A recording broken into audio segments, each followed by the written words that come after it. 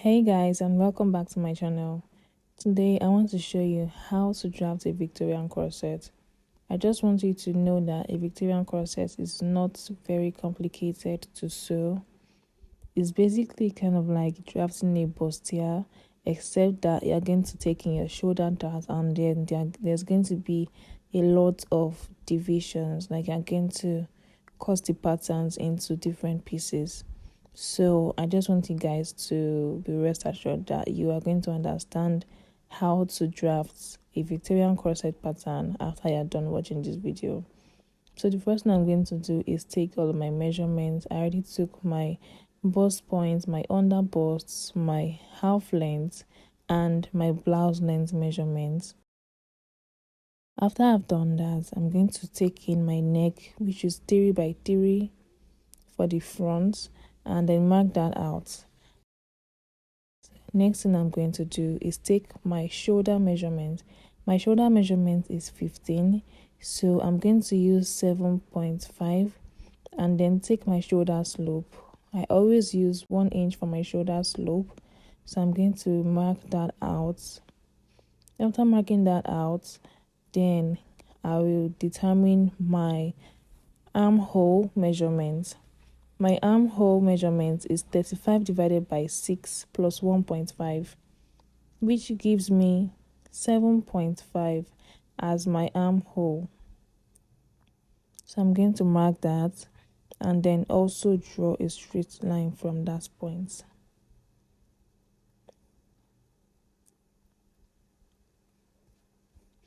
So this is basically like drafting a basic bodice pattern, and that is what I'm trying to do right now. So one thing I want you guys to note is that the half length for the front and half length for the back is always different. So my front half length is 16 and my back half length is 14.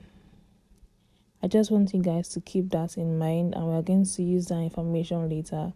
So right now I'm taking my bust span measurement. My bust span is 3.5, which is 7 divided by 2, as my nipple to nipple measurement is 7 inches. So after doing that, I'm going to divide my shoulder measurements from my neck point to my shoulder point by 2, and then connect that line straight to my bust point. So this is going to serve as a guide for taking all of my suppressions.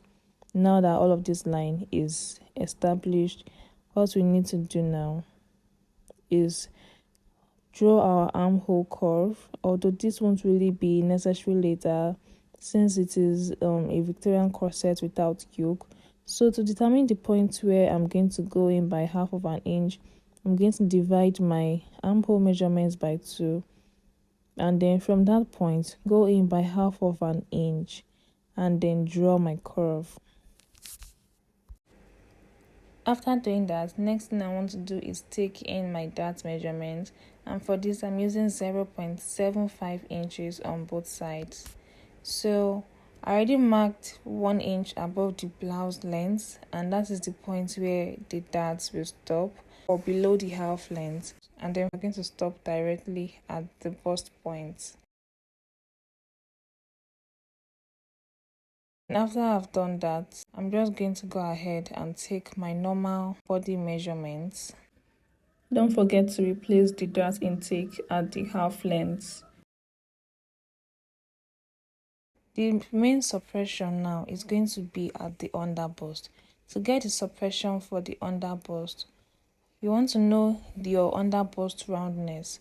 So you're going to first of all mark your under bust roundness, and then whatever is left after taking your measurements, that is what you are going to be suppressing from your under bust. So for me, what I had left was 1.5 inches. So I'm taking 0.75 inch on both sides of the dart from the dart point. So you're not going to start it from the bust band immediately. You're going to start it from where the dart line stops. After doing that, I'm going to mark 2 inches from my bust point down. This is the difference between my back half length and my front half length, and I'm going to connect this straight to my bust point. What I want to do next is take my suppressions at the neckline. Before I did my separations, I came up by 1.5 inches from my chest line. That's because I want my bust to be really covered. I don't want it to be like too exposed. So you can come down by 1 inch, 1.5 inch, or even 2 inches. Then from that point, I'm going to suppress half inches on both sides and connect everything all the way to the bust point. And then from that point, which I have suppressed on the under bust before, I'm just going to take a straight line to meet the dart that is there before. It's okay if the line is not looking really aligned, as long as your mark is straight line. So I'm just using a black marker to highlight the places that I'm going to cut out so it won't be confusing for you guys. So after I have done this, I'm going to mark 1 inch below the chest line, and it's from that point that I'm going to connect my curve, and then I'm just going to take the other curve to match with the armhole. So you can actually like leave your Victorian corset like this, but then it will just be looking like a bustier. So you have to make some divisions. So I'm going to first of all divide the center front into two. And to get the accurate measurements for this, just divide what you have at the waistline.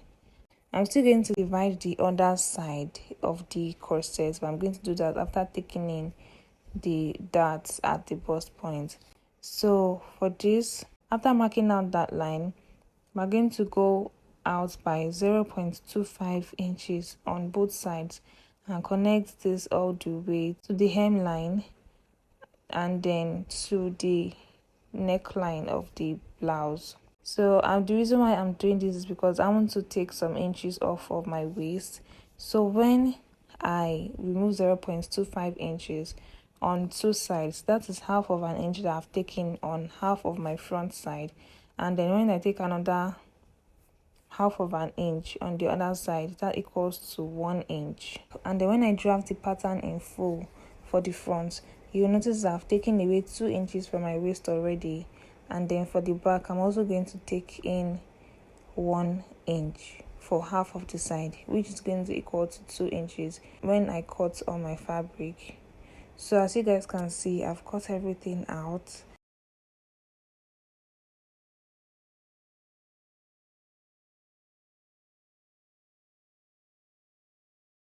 It's not looking straight, so you have to add another brown paper to it and then draw a straight line from there.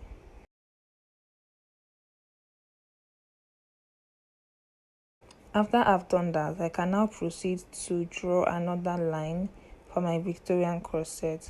So I'm going to once again divide the half length point by 2 and then draw a straight line from that point. After drawing that straight line, I'm going to mark 0.25 inch on both sides and connect this to the hemline and to the top part of the pattern, just like I did for the center front.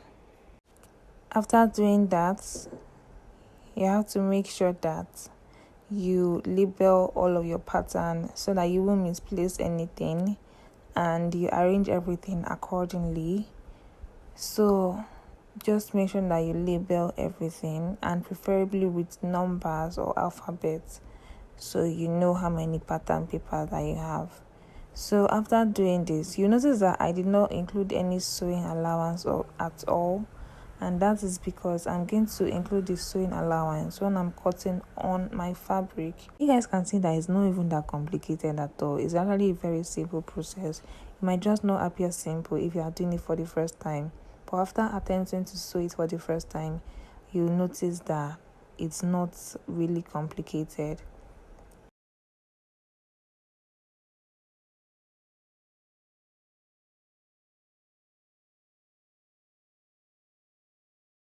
That will go all the way to the chest line instead of the bust point.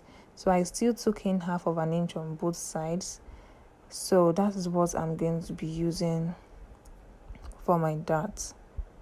Now after this, all you just have to do now is take all of your body measurements. For the back, is not really that complicated. Just take all of your measurements again. For the chest line, for my back, I'm going to go down by half of an inch. I went down by half of an inch and then connected this back, and then I also took in 0.25 inches from the dart point at the chest line. I did that so that there will be no gaping and everything will relax well when I sew my Victorian corset together.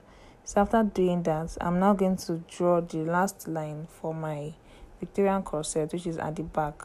So I already drew a straight line, which is just basically what I have from my waist length after the dart for the side, and I divided it by 2. So from that point again, remember that I took 0.25 inches on both sides in 2 places, which is giving me 1 inch. So since it's just one line that I'm drawing here, I'm going to go in by half of an inch instead on both sides, which is also going to equal to 1 inch suppression that I'm taking away from my waist. Then from there, I'm just going to curve the edge of my pattern. So one thing I want you guys to note is that after marking out your natural waist, that is your half length, for the back, you know that the half length for the back and for the front is different. So you have to now take whatever you have left as the blouse length from the natural waist, from the front pattern, and mark this as the back pattern to make sure that both the front and the back are well aligned. So as you guys can see, I'm cross-checking whether the front and the back pattern is aligned from the natural waist down to the blouse length, and you saw that it was well aligned. After doing that, I went out from the center back of my pattern by 1.25 inches. The reason why I did that is because I'm using a loop for the back. If I wasn't using a loop for the back and I wanted the zip, then I would have created a zip allowance. So that's what I just did, and then I cut everything out as you can see me doing on the screen. And with that, my back pattern is ready. Just make sure that you label everything as well. So that is really all about drafting a Victorian corset. Thank you guys so much for watching. If you have any more questions, please leave that in the comments section. Don't forget to subscribe to my channel. So I'll see you guys in my next video. Bye.